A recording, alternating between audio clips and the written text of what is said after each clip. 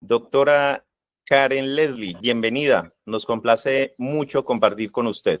Thank you so much. Gracias. I'm just really pleased to finally be here. Karen tiene altos estudios en temas de teología, estudió en la Universidad de Boston, obtuvo un doctorado en la Escuela de Teología de Claremont. Tiene una trayectoria de más de 2 décadas en proyectos de alto nivel, de construcción de paz, entendimiento y colaboración interreligiosa y multirreligiosa. Doctora Karen, ¿qué más nos puede agregar de esta corta presentación? And I guess the only thing I would like to add is I am a mother of a 34-year-old daughter, and just incredibly proud of Katie. And also, I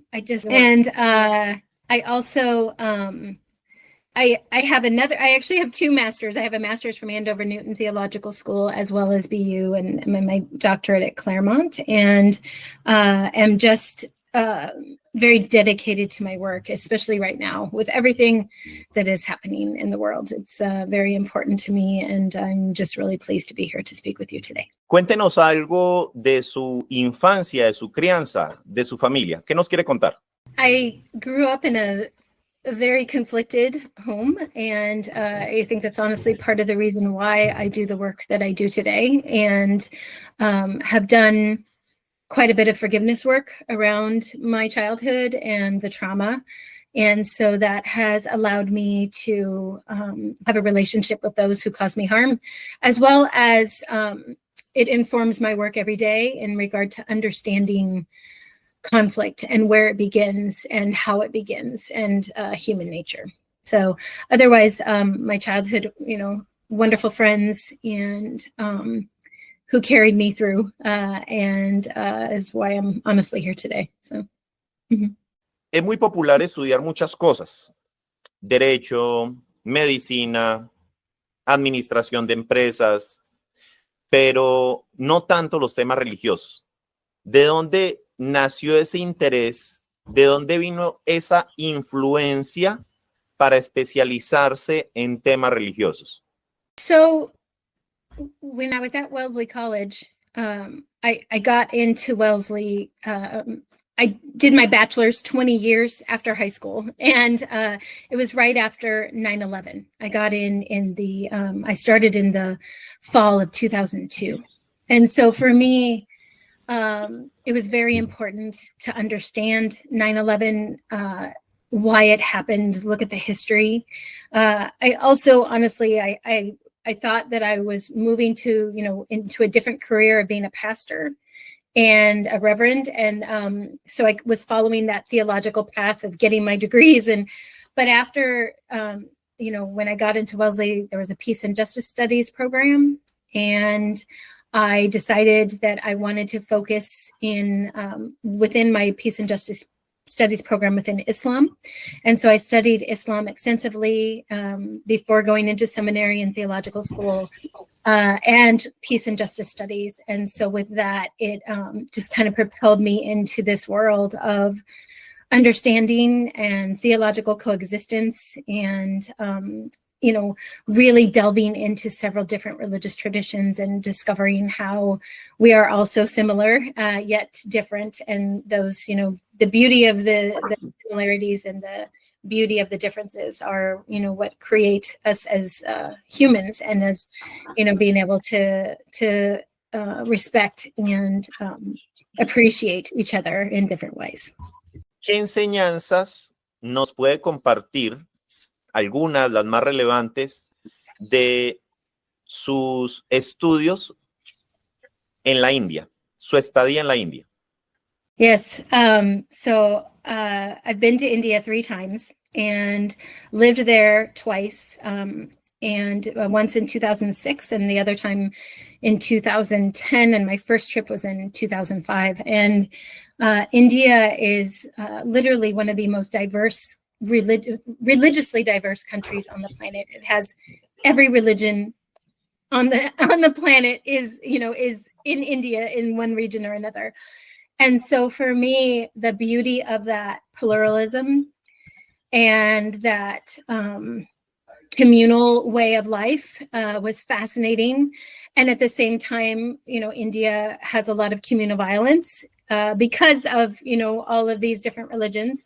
And so just really being able to learn from the people there. And, when you're walking down the street in India, everything is a cultural and religious experience, because you'll have a Buddhist temple on one side and a Hindu temple on the other side. And, the Christian communes is down the street. And so just that incredible, rich diversity for me was just so valuable. And also, my work with women on my third time that I went, and I was doing my master's work there.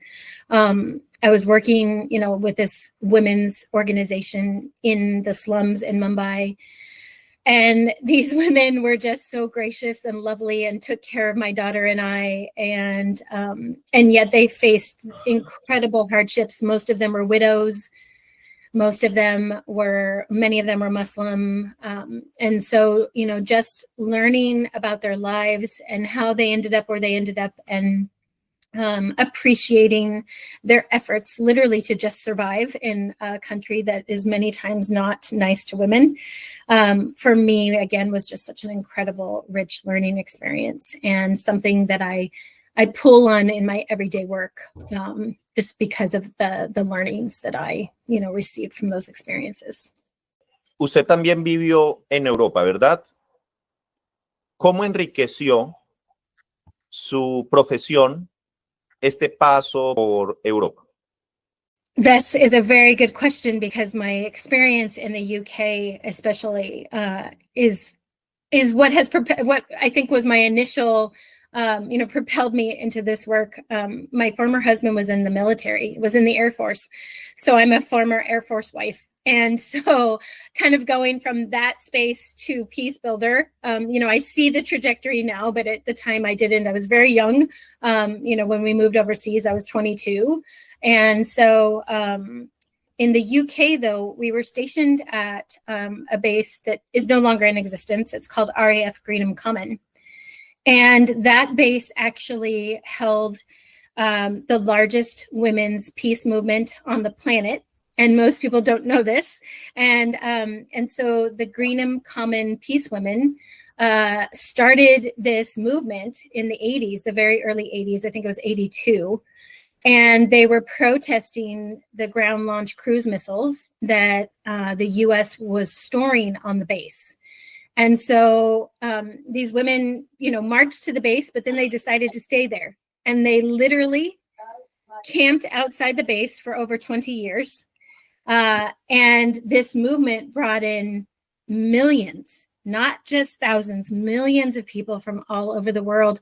At one point, the base was surrounded in I think it was 83, closed down for a few days, because millions of people came from all over the world to protest the ground launch cruise missiles. And so when I got to the base in 1990 and saw these women camping outside in the rain and the cold for peace, it was just something for me that I was fascinated by, about their passion and their desire for a better world. And it wasn't until years later, when I got into my bachelor's program, that I learned that this movement was so pivotal in the peace movements around the world, and that it, again, was a women's movement. And so that was probably my biggest lesson. And then living in Italy, being exposed a little bit more to the historical aspects, because we were in northern Italy, of World War II and what had happened there, and how the Nazis had come into Italy. And so just that learning as well was very valuable. Estamos conociendo el impacto que ha tenido el recorrido de su vida para ser quien es hoy, para pensar como piensa hoy. Y es fascinante esta experiencia. Ya en Estados Unidos usted ha pasado por varias organizaciones, Religiones por la Paz Internacional, la URI, Iniciativa de Religiones Unidas, y en mayo del 2024 asumió una responsabilidad como directora ejecutiva en el Consejo Interreligioso del Condado de Este. ¿Cómo nos puede resumir el paso por estas diferentes organizaciones de Estados Unidos? Y háblenos un poquito de su función actual. ¿Cuáles son sus responsabilidades actuales en el Consejo Interreligioso del Condado de Este? Great, thank you. Good question. I love both spaces, the international space as well as the grassroots space. And so when I first started, I was at United Religions Initiative, which is the largest interfaith grassroots peace-building organization in the world, present in over 120 countries now. And so that was such a wonderful learning experience, kind of working at that grassroots level of people on the ground who are building wells and working to educate women and, human rights for children, all of these things that are very, very important because a lot of people don't realize that peace building and peacemaking is not just the absence of violence or conflict. It involves, peace is established when everybody has everything that they need. And so with that, as I, worked at URI and then I got my doctorate and I moved to Religions for Peace International, the work is the same, but again, at a very high level, working with UN entities, UNICEF, WHO, Arigato, all these, really fascinating organizations, Templeton World Charity Foundation, that are doing great work in the world. The one thing that I found frustrating, quite frankly, at working at that higher level was that we talked a lot about getting things done, but a lot of times things didn't get done because there's so much bureaucracy at that high level. And so when this other position came up at the Interfaith Council of Contra Costa County, I was just really happy to take it because I was going not only back down to the grassroots, but very, very grassroots level of peace building right in my, I grew up in this area, so in the Bay Area, near San Francisco, and just, very much at that core level where I feel that that is where a lot of change actually does happen. And so, just have been really happy to be back in the Bay Area and also in this role. And a lot of the things as I'm the interim still, it's moving towards permanent executive director soon, but most of the things I have been working on are healing the community after October 7th, like what we saw all over the world. After Hamas and Israel, and then the war that preceded, communities suffered all over the world, Muslim communities and Jewish communities, and right here, even in Contra Costa County. And so much of my work has been focused on working with both of those communities and healing the harm that was done. And it has not been easy, and it is challenging, and I love every minute of it. And we've had very small victories, but those are important. And this work is never ending, unfortunately. And so been doing a lot of healing work, reconciliation work, restorative work within the community, as well as building programming, just general peace building, 101, and what does that look like? And offering this week coming up, next week for World Interfaith Harmony Week. We have two events, one with Martin Luther King, on Martin Luther King and the relevance of Letter from Birmingham Jail and how it relates to the US today, which is unfortunately very, very prominent right now, as well as we're having a Unity Interfaith Candlelight Peace Vigil. And so that's bringing communities together of all different faiths to offer prayers and music and poetry and walk a labyrinth. And so, just trying to create a more holistic approach to this work that allows people to gather and feel connected is something I've also been working on. Y ahora en un cargo directivo, en un cargo de alto nivel donde con su experiencia, con su voluntad, usted va a poder sobrepasar esas barreras que vio cuando estuvo en otras organizaciones. ¿Qué jurisdicción, es decir, qué estados de Estados Unidos conforman esta organización, el Consejo Interreligioso, el Condado de Contra Este? Actually, very small. So the Interfaith Council of Contra Costa County specifically works in a county here in California, which is Contra Costa County. And it is, it's one of the largest counties in California, but the work we do is only in the county. And we do work with other interreligious councils in the Bay Area as well. But the work that we specifically focus on and what we are trying to do is to focus on all of the things that Contra Costa County needs, such as food security, housing security, peace building,